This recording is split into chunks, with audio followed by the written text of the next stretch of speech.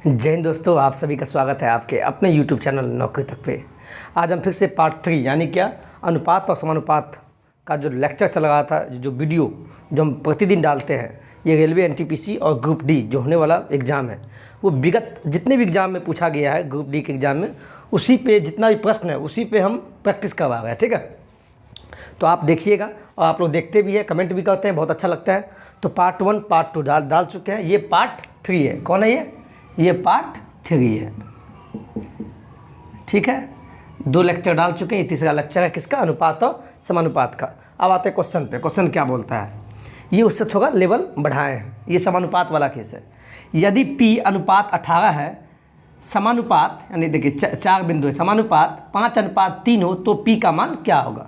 तो जो बोला पहले लिख लीजिए, क्या बोला है क्वेश्चन में, P अनुपात 18 दिया हुआ है, समानुपात, इसको समानुपात बोलते हैं 4 को, 5:3 है, तो P का मान निकालिए। जब भी ऐसा कंडीशन हो, जब दो अनुपात आपस में बराबर हो, जब 2 अनुपात, देखिए एक अनुपात ये है, एक अनुपात ये है, जब 2 अनुपात आपस में बराबर हो यानी समानुपात का केस हो, तो इसमें बाहर से गुना होता है। पहले ये जानिए इसमें कितना टर्म है, 1 2 3 4। तो जब भी समानुपात का केस बनेगा, जब भी 2 अनुपात आपस में बराबर हो यानी समानुपात का केस बनेगा, तो यानी इसको गुना कर देंगे, बाहर से गुना करेंगे, गुना हुआ, और अंदर से गुना कर देंगे, इसको इससे। समझ गए। जब भी 2 अनुपात आपस में बराबर हो यानी समानुपात का केस हो, तो बाहर का बाहर से गुना कर देंगे और अंदर का अंदर से गुना करेंगे। अब देखिए क्या होगा, जब P को इससे गुना किएगा तो क्या होगा, P गुने 3। समानुपात का मतलब ही होता है बराबर। मैथमेटिकल कैलकुलेशन में क्या होता है, समानुपात का मतलब होता है बराबर का साइन। उसके बाद इसको इससे गुना, अंदर 18 गुने 5। देखिए कटने वाला है तो काट दीजिए, 3 का 3 3 छक्के 18। तो P बराबर 6 पंचे 30। P का मान क्या आ गया, 30। P का मान क्या आ गया, 30। Option number B. आप बोलिएगा सर ये कैसे, आप ये कैसे कर दिए, तो इसको आप दूसरे तरीका से बना सकते हैं। कैसे, P अनुपात 18 का मतलब क्या हुआ, अनुपात का मतलब बट्टा, तो बट्टा लिख दीजिए। और ये जो कंडीशन है, ये इसको समानुपात बोलते हैं, और इसको मैथ में बराबर बोलते हैं। इसको समानुपात बोलते हैं, जब सॉल्व करेंगे तो बराबर का साइन आएगा। तो समानुपात का कैसे है, तो बराबर। 5 अनुपात का मतलब बट्टा 3। जब भी 2 अनुपात आपस में बराबर हो तो ऊपर से ऊपर कटता है और नीचे से नीचे कटता है। तो देखिए 3 का 3 3 छक्के 18। अब इसको गुना कर दीजिए, क्रॉस मल्टीप्लिकेशन। तो P को 1 से गुना कीजिए, तो P बराबर, तो बराबर 6 गुने 5 30 आ गया। देखिए P बराबर क्या आ गया, 30। और यहाँ से भी 30 आया, यहाँ से भी 30 आया।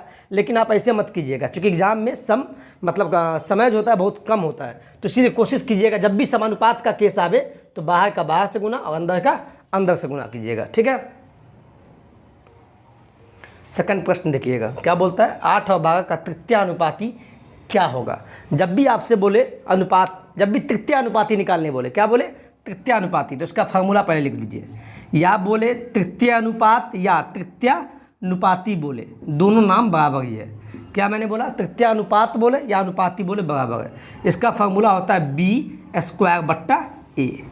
B² क्या होता है, तृतीय अनुपाती का फार्मूला होता है। 2 टर्म है, एक A है एक B है, याद रखिएगा। B वाला जो भी टर्म होगा वो बड़ा संख्या होगा, ये आप जान लीजिए। तृतीय अनुपाती का फार्मूला क्या होगा, B² यानी 2 ही टर्म है, A और B। अब इसमें से कौन सा लेंगे, B। आप कहेंगे कौन सा लेंगे, B, चूँकि फार्मूला में पुट करना है।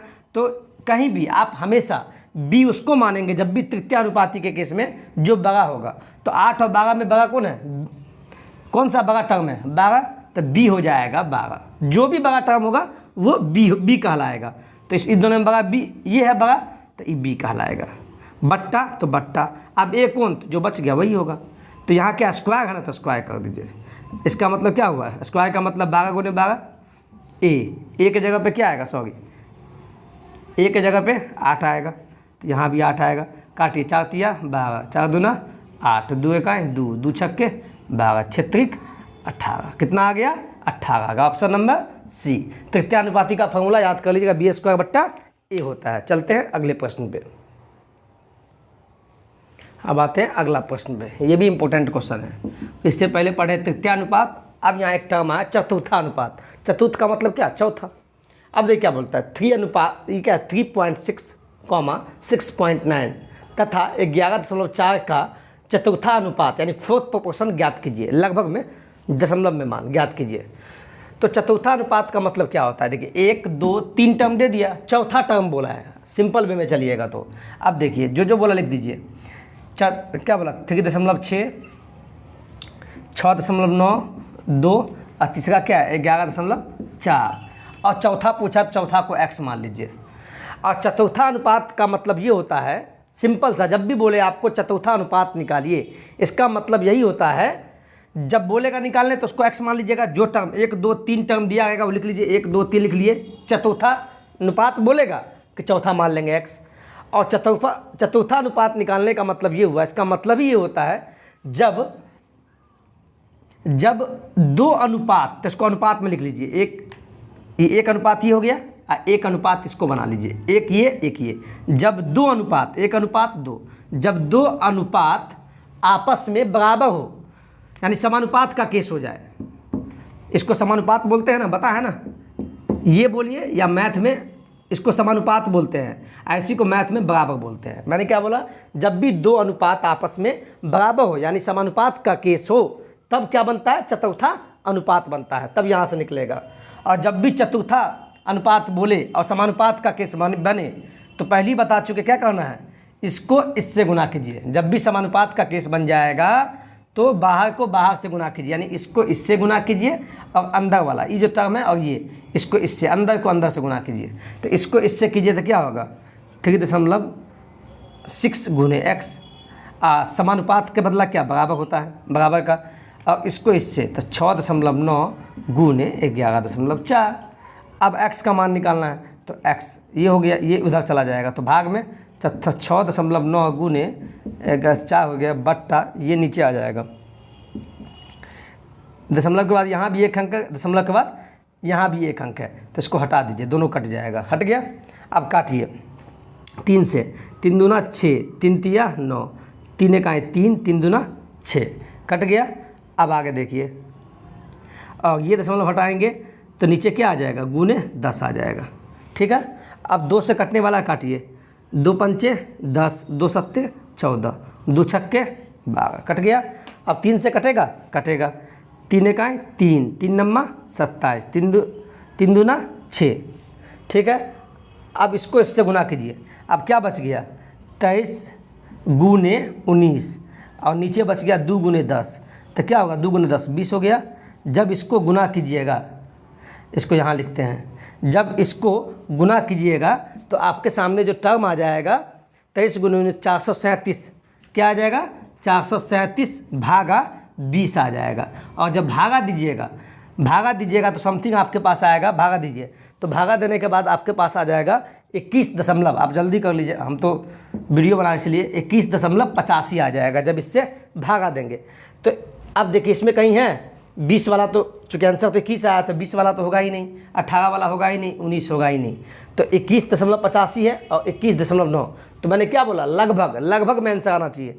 दशमलव के बाद 8 है तो 9 हो जाएगा, तो ऑप्शन नंबर डी हो जाएगा। इसको नोट कीजिए आप।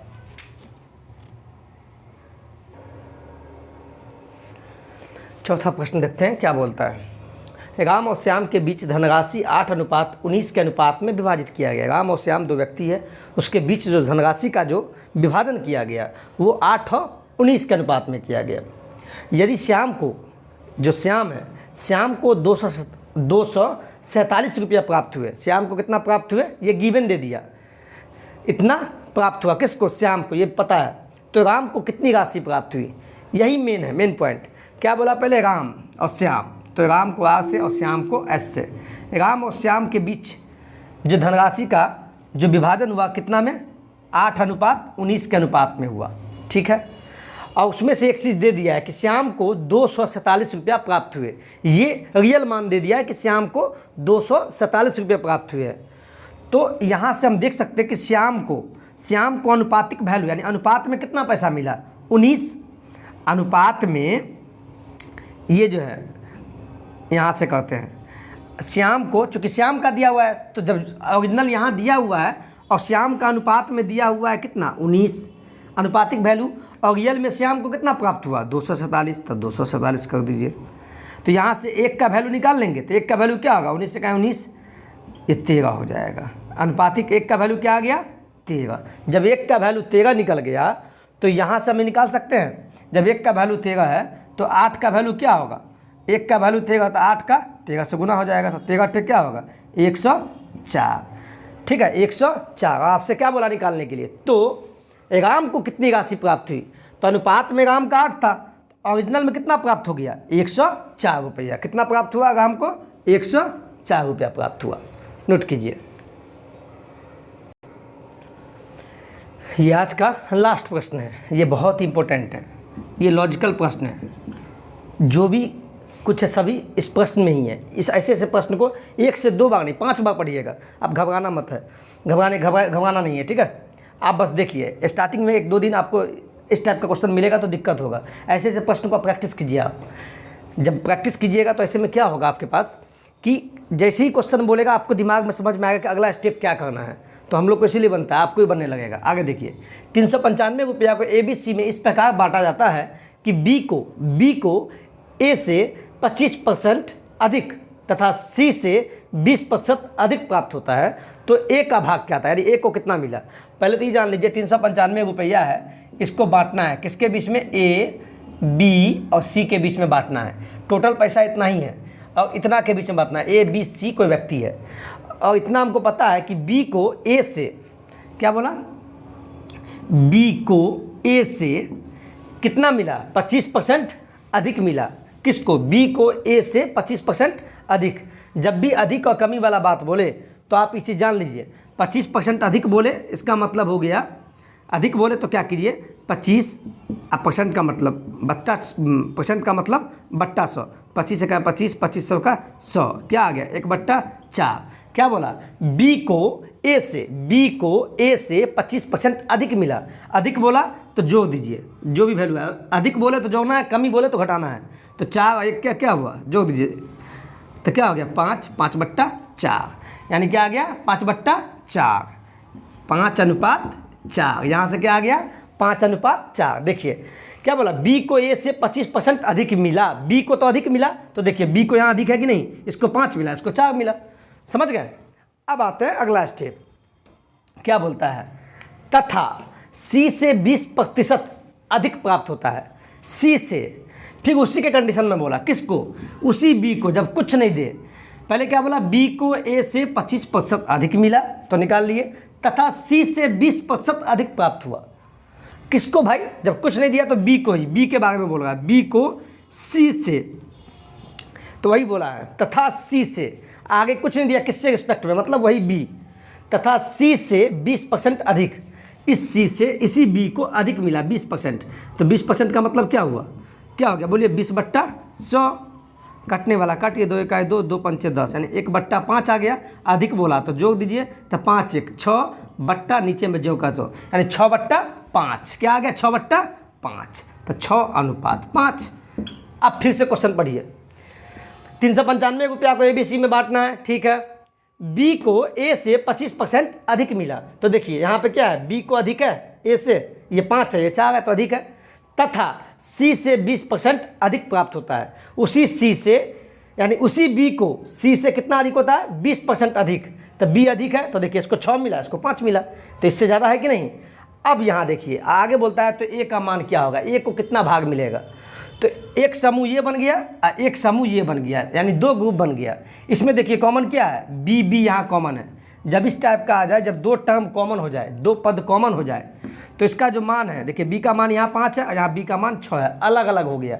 तो पहले दोनों को समान कर लेंगे। तो समान करने का एक ही तरीका है, देखिए जैसे मान लीजिए इसी B को समान करना है, तो मान लीजिए पहला काम इसका करते हैं, तो ये 6 है, ठीक है, इन दोनों जगह समान होना चाहिए। तो इस B का जो मान है इसको इसमें गुना कीजिए और इस B का जो मान है इसको इसमें गुना कीजिए। तो इसको भी काटने का मतलब हटा दिए। तो इस B को पहले करना है, इस B का काम करना है, तो इस B का जो मान है इसको इसमें गुना कीजिए। तो ई B क्या है 5, तो 5, तो अब इस 5 से गुना कीजिए, 6 पंचे 30, तो 30, अनुपात 25, यानी अब B का मान हो गया 30, यहाँ C का मान हो गया 25। अब अगला स्टेप देखिए, तो यहाँ भी इस B का भी मान 30 होना चाहिए, चूँकि दोनों जगह बी है तो दोनों जगह समान होना चाहिए। तो अब इसको भी बराबर करना है, इसको भी 30 करना है। तो यहाँ 5 था, तो अब जब इसको 30 करना है तो इस बी का जो मान था 6, तो इसको 6 से गुना कीजिए, 6 से। तो देखिए 6 पंचे 30, तो 30, अनुपात तो अनुपात, 6 चौके 24। अब देखिए बी का मान यहाँ भी 30, बी का मान यहाँ भी 30 आ गया। मैंने क्या किया, जब दो समूह में हो जाए और कॉमन मिल जाए, यानी बी कॉमन है, तो दोनों का मान को बराबर करेंगे। कैसे? इसके मान को इसमें गुना कर देंगे और इसके मान को उसमें गुना कर देंगे, यही मैंने किया। अब आगे देखिए, तो यहाँ से निकल गया ए बी सी। तो ए का मान देखिए, ए का मान क्या है 24, तो 24 अनुपात, बी का मान क्या है 30, 30 यानी दोनों बराबर है तो 30 अनुपात, और सी का मान क्या आया 25, तो 25। यहाँ तक समझ गए? यहाँ तक हो ए बी सी का मान निकल गया। ये अनुपातिक वैल्यू है, लेकिन एक चीज़ आपको स्टार्टिंग में ही दे दिया है, 395 रुपया को ए बी सी में बांटा गया। टोटल मनी कितना था 395, अनुपात में टोटल कितना हो गया, तो सबको जोड़ दीजिए। ये ओरिजिनल वैल्यू दिया हुआ है 395, इसी को बांटा गया ए बी सी में। अनुपात में कितना कितना है तीनों के बीच, तो इसको ऐड कीजिए तो क्या होगा 30 50 हो गया, 50 80 79 हो गया। कितना हो गया? अनुपात में 79 और ओरिजिनल में 395। जब इसको काटिएगा तो अनुपात 1 का वैल्यू आ जाएगा 5। क्या आ जाएगा? अनुपात 1 का वैल्यू 5 आ जाएगा। और आपसे पूछा है 1 का भाग कितना होगा, ओरिजिनल मान। तो 1 का अनुपातिक वैल्यू इतना है, 1 का अनुपातिक वैल्यू कितना है 24, और 1 का मान 5 है, तो 24 का मान 5 से गुना कर दीजिए। 5 चौके 20 के जीरो, हाथ में 2, 5 10 12, 120। यानी ए को कितना मिलेगा 120 मिलेगा। ए को कितना मिलेगा 120। पहले इसको नोट कीजिए आप। देखिए कितना आसान प्रश्न था। जो भी कुछ है लॉजिक है सभी प्रश्न में है। आपको अभी लगेगा कि हार्ड है सर, नहीं। आप इस वीडियो को देखिए, 1 से 2 बार देखिएगा, नोट्स पहले नहीं बनाइएगा प्लीज़। इसको पहले देखना है, समझना है सर कैसे बनाते हैं, पहले क्या पकड़ते हैं, इस चीज़ को लॉजिक को पकड़ना है, ठीक है। चलिए आज के लिए इतना ही। आज की सेवा को यहीं ख़त्म करते हैं, लेकिन प्लीज़ वीडियो को लाइक से सब्सक्राइब कीजिएगा। जय हिंद, जय भारत।